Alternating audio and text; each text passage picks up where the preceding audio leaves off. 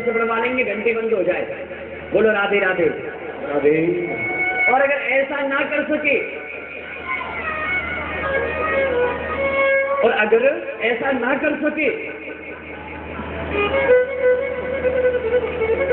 तो पत्नी से, बच्चों से, नौकर से कहेंगे तुम बिठाओ, उनसे कहो कि अभी हम नहा रहे, बैठे हुए काम कर रहे, कुछ भी बहाना लगा देते। तो ड्राइंग रूम में बिठाइए, कह दीजिए अभी हम गृह स्वामी माने जिनके पास वो मिलने के लिए आया है, कह देते कि पूजा कर रहे, 15 मिनट लगेंगे, थोड़ी देर बैठिए। ऐसा भाव, मान घट जाता है, प्रीत घट जाती है। और ओछे की संगत बुद्धि घटे। जैसी संगति करोगे वैसी रंगत तो आएगी। इसलिए सानिध्य अगर लेना है, मित्र अगर बनाने हैं, या किसी का आपके ऊपर हाथ चाहिए, आप चाहते हैं कि समाज में आप उत्तीर्ण हो, आपका नाम हो, यश हो, कीर्ति हो, समाज में आपको सब जाने, तो अपने से बड़े, अपने माता पिता, दादा दादी जो आपकी उम्र में बड़े हैं, उनकी संगति करें, आप हीरा बन जाएंगे। छोटे लोगों की संगति करोगे आप कोयला बन जाएंगे। अपने आप को हीरा बनाना है कि कोयला बनाना है, स्वयं हमारे हाथ में है। कर्मन लेख बदलते देखा, भाग्य का खेल बदलते देखा। कर्म करने से भाग्य को बदला जा सकता है। कर्मन लेख बदलते देखा, कर्मों से भाग्य बदल जाता है। कुछ कर्म तो ऐसे करो कि भगवान की कृपा, भगवान की दृष्टि तुम्हारे ऊपर आ जाए। तुम्हारे कर्म ऐसे हैं, हमारे कर्म ऐसे हैं कि भगवान की कृपा हम प्राप्त नहीं कर सकते। इसलिए अपने बच्चों को बचपन से ही ज्ञान दे, बचपन से ही बड़े बुजुर्गों के पैर छूना सिखाओ, मंदिर में जाना सिखाओ, गुरु ब्राह्मणों की सेवा करना सिखाओ। अगर आप ये चाहते हो जब ये बड़ा होगा, जवानी को भोगेगा, पढ़ेगा, लिखेगा, विवाह होगा, बच्चे होंगे, बुढ़ापा आएगा, फिर भगवान का भजन करेगा, तो भूल जाओ, फिर भगवान के दर्शन नहीं होंगे, फिर तो केवल मोह माया में फंसा हुआ जीव। और महाराज अंत समय पर यम के दूत आएंगे, फांसी का फंदा डालेंगे और खींच करके ले जाएंगे। अच्छा बड़ा इतराता था, लेकिन अगर बचपन से हमने अपने बच्चों के अंदर शुभ संस्कार, शुभ कृत्य, शुभ आचरण अगर हमने डाले, तो साक्षात मेरे गोविंद तुम्हारे बच्चे, तुम्हारे संतान के साथ क्रीड़ा करेंगे। अब आप सोचिए कि आपको कौन सा रास्ता उचित लगता है, आपको कौन सा रास्ता पकड़ना चाहिए। सील वही जो जवानी को रोके। सील तो उसी को कहते हैं जो जवानी के समय पर गलत कदम ना उठाए, कदम न डगमगा जाए। एक कवि ने कहा है कि ये मोड़ होता है जवानी को संभालने के लिए। न जाने क्यों लोग इस मोड़ पर आकर फिसलते क्यों है।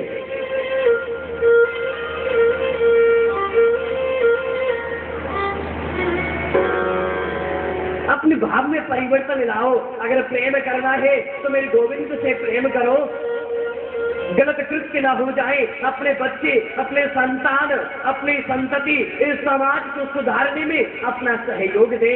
बच्चों के अंदर अच्छे संस्कार डाले ताकि वो बच्चे जब बड़े हो और जब उनके बच्चे हो तो वो भी अपने बच्चों को सीख दे दे। और इस समाज से अनेक प्रकार की व्याधियां, जो कष्ट है, जो व्याधि चाह रहे, जो कष्ट है, जो मन की जिज्ञासाएं हैं, महाराज समाप्त हो जाए। आप सहयोग दें। हम व्यास मंच से आप लोगों से कहते हैं कि धर्म का प्रचार करें और धर्म को बढ़ाने में आप भी अपना सहयोग दें और अपना नाम सुनहरे अक्षरों में मेरे गोविंद के घर में, मेरे गोविंद के राजमहल में, मेरे गोविंद के पुस्तक में अपना नाम सुनिश्चित करवाएं। बोलो राधे राधे राधे राधे।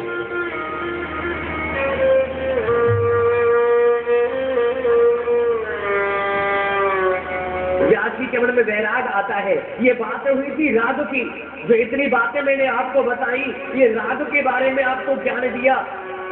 हम व्यासवंश से ये चाहते हैं कि छोटी से छोटी बात का ज्ञान आपको यहाँ पर श्री सनातन धर्म मंदिर के प्रांगण में ये जो श्रीमद् भागवत कथा का आयोजन है, इसके माध्यम से आपको विस्तृत भागवत की जानकारी हो, आप अपने जीवन में परिवर्तन ला सके। हम व्यास मंच से 4 बातें कहते, 4 भजन सुनाते, ये हमारा प्रयोजन नहीं है, हमारा उद्देश्य नहीं है। हमारा उद्देश्य तो ये है कि आपको ज्ञान की प्राप्ति हो जाए, गोविंद के चरणों में आपकी प्रीति हो जाए, गोविंद से आप प्रेम करने लगे और आप इस 84 लाख योनियों के बंधन से, इस जन्म मरण के चक्र से, इस काल चक्र से जन्म जन्मांतर के लिए मुक्त हो जाए। व्यास जी के मन में वैराग्य आया। क्या सोचते व्यास जी? वेद व्यास जी के मन में आया, अरे एक पुत्र था,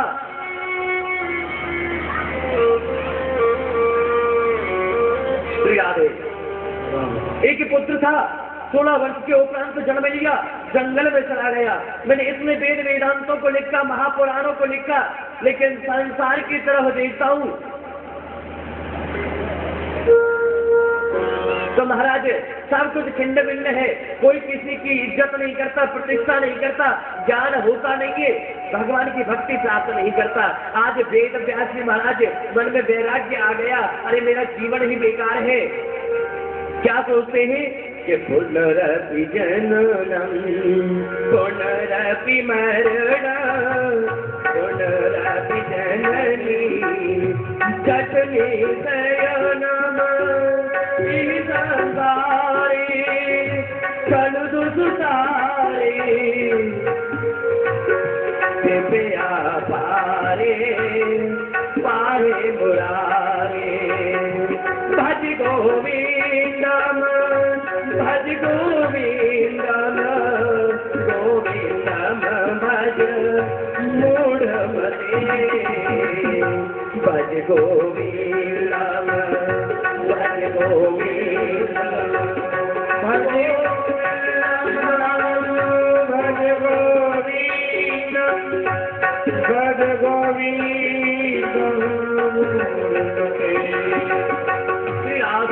मन में भाव आता है, वेद व्यास जी महाराज क्या सोचते हैं मन में कि पुनरपि जननम पुनरपि मरणम, जीव जन्म लेता है, मर जाता है, फिर जन्म लेता है और फिर मृत्यु को प्राप्त कर जाता है।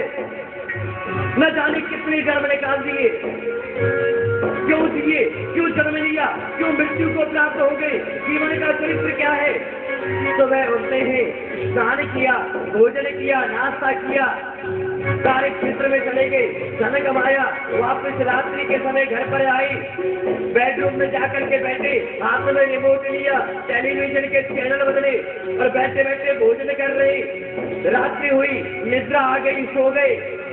अगले दिन फिर वही चरित्र, क्यों जी रहे, क्यों मर रहे, किसी को कोई ज्ञान नहीं है। वेद व्यास जी के मन में वैराग्य आता है और वो ये ज्ञान देना चाहते हैं।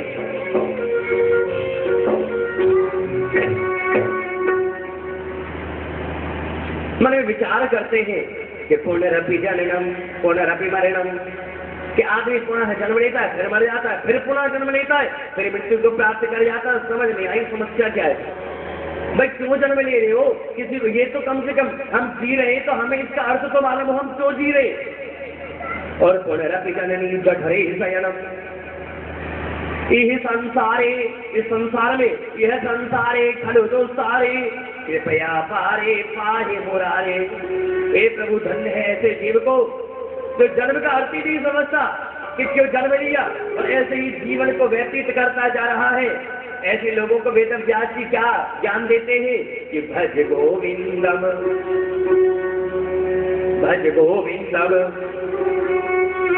गोविंदम भज मूढ़मते।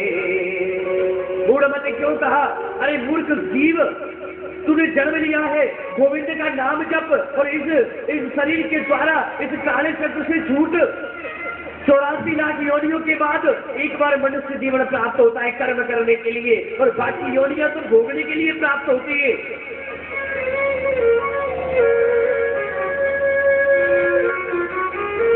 वेद व्यास जी के मन में बड़ा कष्ट है। पुनः उसी समय नारद जी महाराज पधार गए। अब नारद जी के बारे में मैंने आपको बताया था ना, नारद शब्द का अर्थ क्या है? नारद जी कौन है? हमारे ब्रजवासी कहते नारद। नारद माने जिसकी बात रद्द ना हो सके वही तो नारद है। भगवान का मन भी है। नाम क्या भजते हैं नारद जी? श्रीमन नारायण नारायण नारायण, श्रीमन नारायण नारायण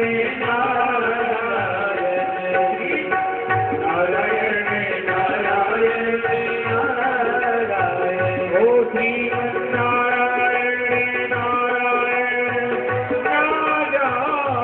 श्रीमन नारायण नारायण नारायण, ओ श्रीमन नारायण नारायण नारायण, श्रीमन नारायण नारायण नारायण, ओ श्रीमन नारायण नारायण नारायण नारायण, श्रीमन नारायण नारायण नारायण, भगवान नारायण नारायण नारायण, भगवान नारायण नारायण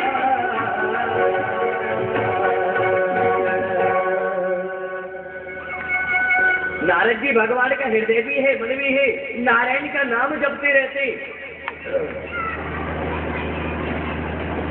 नारद जी पधार गए।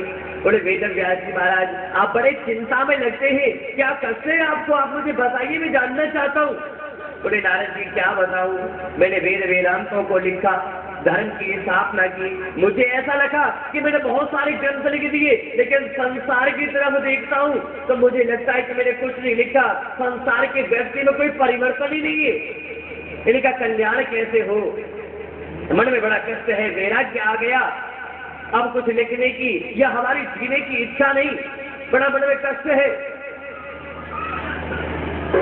नारद जी कहते हैं कि भगवान, आपने जितने भी वेद वेदांतों को लिखा है इतने गूढ़ ही कि जीव समझ नहीं पाता। आप सहज भाषा को लिखिए। आप इन सब वेदों का, इन सब, देखो भागवत को पंचम वेद की संज्ञा दी गई है। संजय भैया ने आरती करवाई थी, समय क्या गाया था?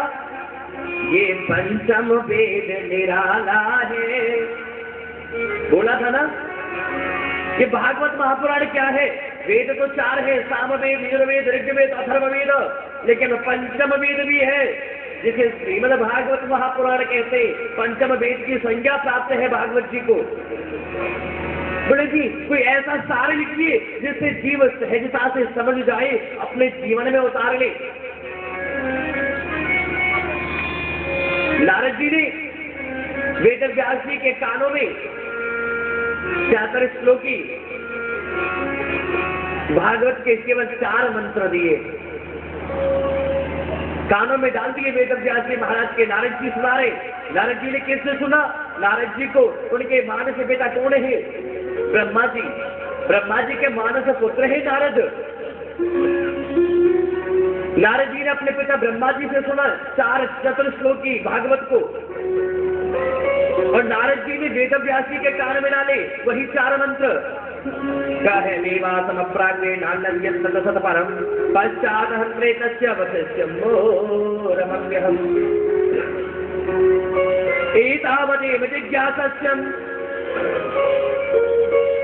तत्त्वजिज्ञासुनात्मनः अनवक्ष्यवदिगीताभ्य यथा सर्वत्र सर्वदा। 4 मंत्र दिए।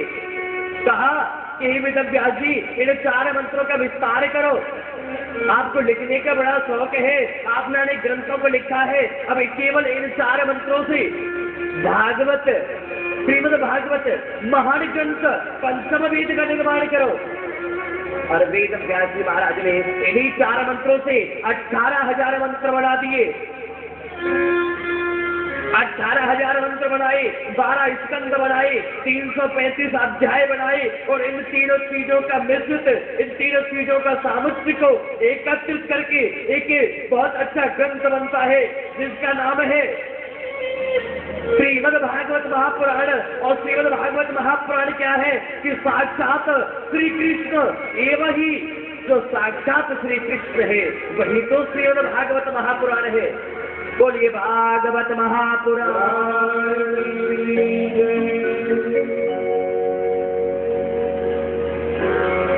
अब वेद व्यास जी के मन में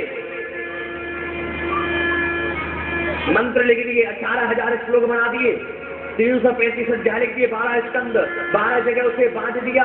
लेकिन मन में एक कष्ट है कि मैंने लिख तो दिया, अब वृद्ध अवस्था मेरी आ गई है, मैं इसका ज्ञान संसार को कैसे दूं?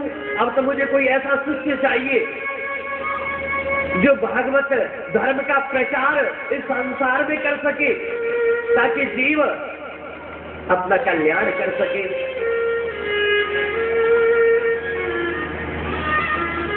शिष्य ढूंढा, वेदों ने अनुमति दी, भगवान ने कृपा की, मन में भाव जागृत हुआ कि इस संसार में सबसे ज्यादा जो उच्च है, जिनको ये उपाधि प्राप्त हो सकती है, जिसने ब्रह्म ज्ञान माता के गर्भ में ही प्राप्त कर लिया, वही सुखदेव जी इस लायक है कि वो भागवत धर्म का प्रचार करे। वेद व्यास जी महाराज ने भागवत की रचना की और अपने पुत्र को ही सिखाना चाहते, लेकिन वो जानते हैं कि मेरा बेटा तो जन्म लेते ही जंगल में चला गया, वापस आने वाला नहीं है। अब वो आए कैसे? तो वो अपने आश्रम में कुछ शिष्य रखते थे,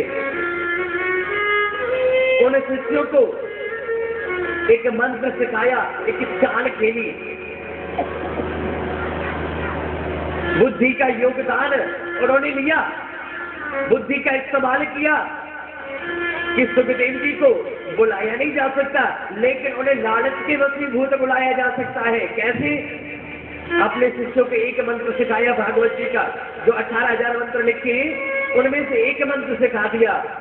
अहो वकीयम सरकारकूटम सिंहासया साध्वी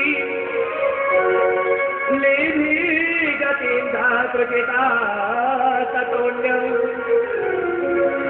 समवादयालो शरणं व्रजेमः। अहो वकीयम व्यसन कालकूटम मंत्र सिखा दिया और कहा अपने शिष्य से कि ये मंत्र ले जाकर के जो जंगल में, एकांत नितांत जंगल में जो सुखदेव जी भजन पर बैठे हैं, वहां जाकर के इस मंत्र को गाइए, और जैसे ही उनकी समाधि फूटे खुले, तुरंत वहां से निकल जाइए, तुरंत यहाँ पे आ जाना। शिष्यों ने ऐसा ही किया, वहां जाकर के इसी मंत्र का उच्चारण किया। वकीयम सरकारकूटम जिंगादया साध्वी लेभि गतिं धातृचिता ततोऽन्यं सर्वदयालो शरणं व्रजेमः। और ये मंत्र सुना करके जैसे ही सुखदेव जी की समाधि हिली, वेद व्यास जी के जो शिष्य है महाराज वहां से निर्गमित हो गए, अंतर ध्यान हो गए, वहां से भाग आए। सुखदेव जी की समाधि खुली। अरे किसने गाया? बड़ा सुंदर, कितने सुंदर भाव है कि एक माता अहोवकीयम या स्तनकालकूटम अपने स्तनों पर जहर लगा करके माता मेरे गोविंद को जहर पिलाती है, दूध पिलाती है। पूतना अपने स्तनों के ऊपर जहर लगा करके बालक कृष्ण को पिलाती है। ये सुना झटपटी लग गई।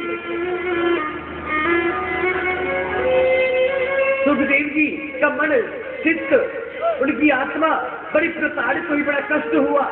अरे कहाँ गए? ये क्या कह दिया?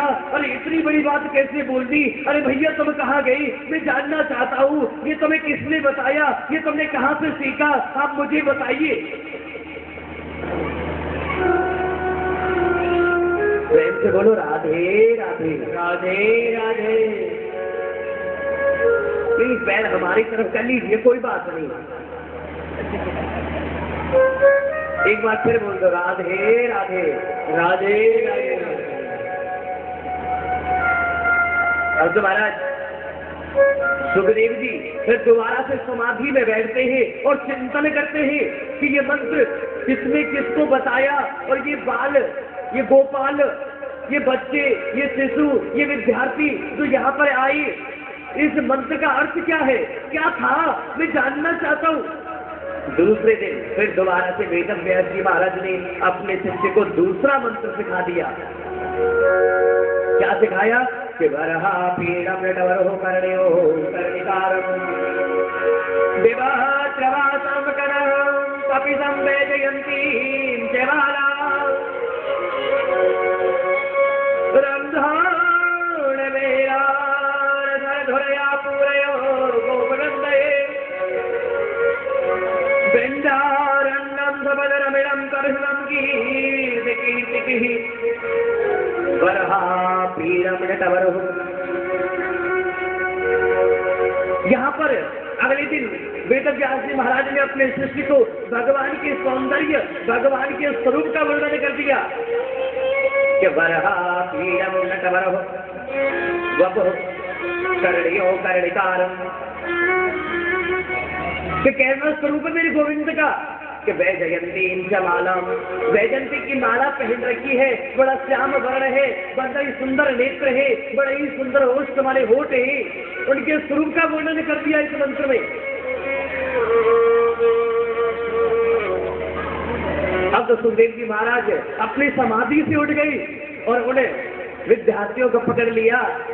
अरे बेटा, ये मंत्र तुम्हें किसने सिखाया, मैं जानना चाहता हूँ। और सुनाऊ ना, मैं और भी सुनना चाहता हूँ। बड़ा मधुर, बड़ा सुंदर तुमने मंत्र सुनाया, कितनी सुंदर बात कही कि मेरे प्रभु का चरित्र, मेरे प्रभु का स्वरूप, मेरे प्रभु की छवि कैसी है।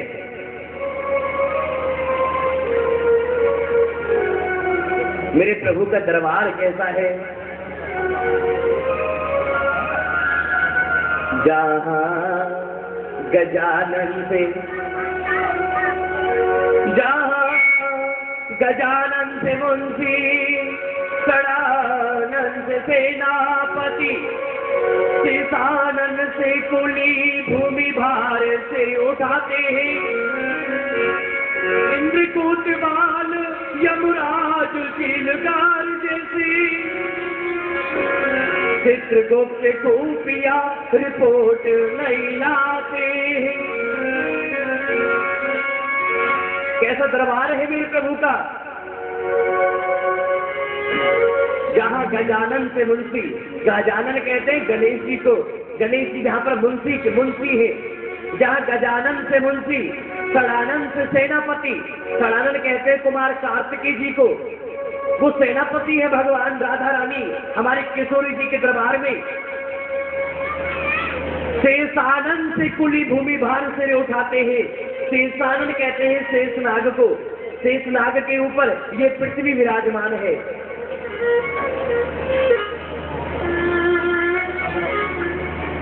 इंद्र कोतवाल यमराज झीलगार जैसे, इंद्र को कोतवाल की, कोतवाल माने सिपाही की उपाधि है। यमराज झीलगार, झीलर कौन बनाया, यमराज को। वही चित्रगुप्त खूफिया रिपोर्ट नहीं लाते हैं। कैसा दरबार है, जरा ध्यान दीजिएगा। चित्रगुप्त हर जगह व्याप्त है, कौन जीव कैसा कर्म कर रहा है वहां जाकर के बता देते हैं। इसलिए बंद कमरे में भी कोई अपराध करो तो सोच लेना चित्रगुप्त यही कहीं होगा, छुपा नहीं सकते। तुम जो भी कुछ करते हो चित्रगुप्त सब कुछ लिख लेता है। और वही श्री कृष्ण मजिस्ट्रेट प्रिया, वही श्री कृष्ण मजिस्ट्रेट प्रिया, तो राधा गवर्नमेंट की को हाजिरी लगाते हैं। साक्षात मेरी गोविंद राधा रानी की हाजिरी लगाते हैं। ऐसा सुंदर स्वरूप है, संपूर्ण श्रृंगार, उनका परिवेश, उनके परिवार, उनके महल, उनकी कांति, उनका स्वरूप, उनका चित्रांकन, उनकी छवि, उनके विचार, उनकी मति, उनका भाव भगवान का जो भी चित्रांकन है, जो भी स्वरूप है, हर चीज का यहाँ पर इसी मंत्र में कि वरहा भीरम नटवरह बभूम कर्णयो कर्णिकारम, इसी मंत्र में सब कुछ दे दिया। सुखदेव जी वेद व्यास जी के उस शिष्य के साथ हाथ पकड़ के पुनः जन्म लेने के बाद पहली बार वापस आए हैं। अपने पिता को प्रणाम किया और संपूर्ण भागवत का ज्ञान दे दिया वेद व्यास जी महाराज ने। संपूर्ण ज्ञान दे दिया अपने पुत्र सुखदेव जी को। अब इधर जो कथा कौन सुना रहा है, कौन सुन रहा है? सूत जी सुना रहे। किसको सुना रहे? 88,000 ऋषियों को। प्रेम से बोलो राधे। 88,000 ऋषियों को सुना रहे ये कथा। बोले महाराज आपने सुखदेव के बारे में तो बता दिया, प्रश्न कहां से उठा था कि वक्ता कौन और श्रोता कौन, इनकी महिमा क्या? वक्ता बताया कि वक्ता तो बने सुखदेव जी, सुखदेव जी का जीवन चरित्र आपको बता दिया। लेकिन महाराज ये परीक्षित कौन है, हम जानना चाहते। परीक्षित के बारे में हमें ज्ञान भी दिए। बड़ी सुंदर कथा कही कि महाभारत का युद्ध शुरू होने से पहले दोनों ही भगवान के पास गए। अर्जुन भी भगवान के पास गए और दुर्योधन भी भगवान के पास गए। युद्ध प्रारंभ नहीं हुआ है, लेकिन प्रारंभ होने से पहले दोनों ने ही, दुर्योधन और अर्जुन दोनों ने ही अपने अपने राजमहल को छोड़ा। दोनों ने ही परीक्षण किया, दोनों ने ही अपने रथ के द्वारा यात्रा की और दोनों ही भगवान श्री कृष्ण के राजमहल में पहुंचे। दोनों ने ही भगवान को प्रणाम किया, दोनों ने ही भगवान से कुछ न कुछ मांगा।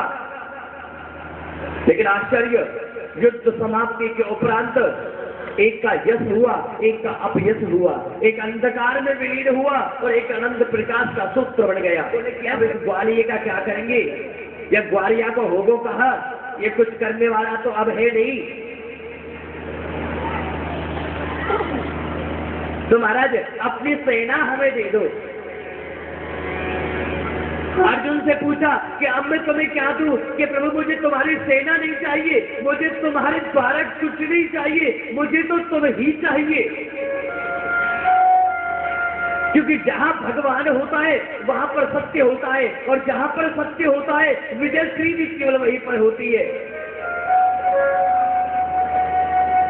आप ध्यान दीजिएगा, हम एक झूठ बोलते हैं, उस झूठ को छुपाने के लिए पर अनंत झूठों का सहारा लेना पड़ता है। एक बात कहूं, सत्य बोलने का सबसे बड़ा फायदा क्या है? प्रेम से बोलो राधे राधे राधे। सत्य बोलने का सबसे बड़ा फायदा क्या है? आज आपने कोई सत्य बात कही, 1 साल के बाद, 1 वर्ष के उपरांत, 6 महीने के बाद, 1.5 साल के बाद, 2 वर्ष के उपरांत अगर आपसे वही बात पूछी जाए तो आपको विचार नहीं करना पड़ेगा कि हमने 6 महीने पहले, 1 साल पहले या 2 साल पहले क्या कहा था। लेकिन अगर आपने झूठ बोला तो मन में शक रहेगा, शंका रहेगी, चिंता व्याप्त हो जाएगी, अरे हमने कुछ और तो नहीं बोला था। इसीलिए सत्य की हमेशा विजय होती है, सत्य हमेशा जीतता है। कहते हैं साच को आँच नहीं, सत्य कभी हारता नहीं।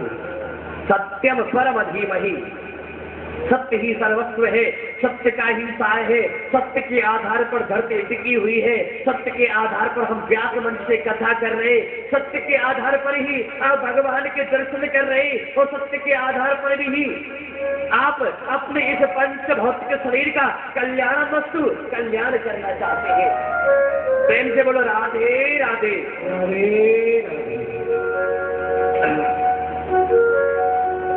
ऐसा क्यों हुआ?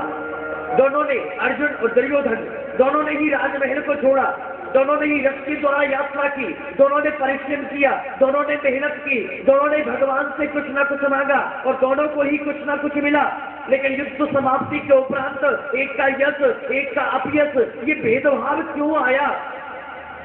कुछ समझे नहीं, जरा विस्तार से कहिए। बोले जो गीता है वो अर्जुन के लिए है।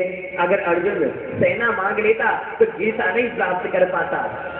गीता का ज्ञान अर्जुन के लिए था और दुर्योधन के लिए तो केवल सेना थी। मंद बुद्धि, जहां पर बुद्धि का इस्तेमाल ना हुआ हो, जहां पर दिमाग से काम ना करे, अरे एक तरफ परमात्मा है कि सब कुछ तेरी दृष्टि से है। मैंने आपको कल बताया था कि हानि लाभ जीवन मरण, हानि लाभ जीवन मरण और यश अपयश विधिहात।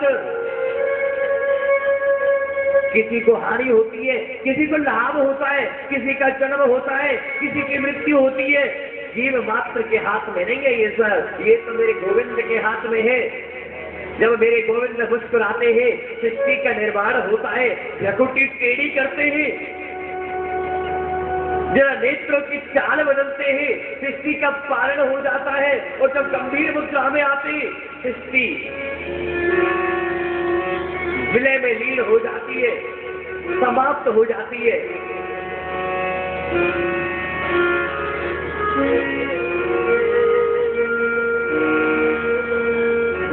इसलिए एक का यश हुआ, एक का अपयश हुआ, एक अंधकार में विलीन हुआ और एक अनंत प्रकाश का सूत्र बन गया। क्योंकि हम दोनों की, अर्जुन और दुर्योधन, उन दोनों की ही भावना में भेद था, फर्क था। एक भगवान से लेने गया था, एक भगवान को लेने गया था, और जो भगवान से लेने गया था वो निश्चित रूप से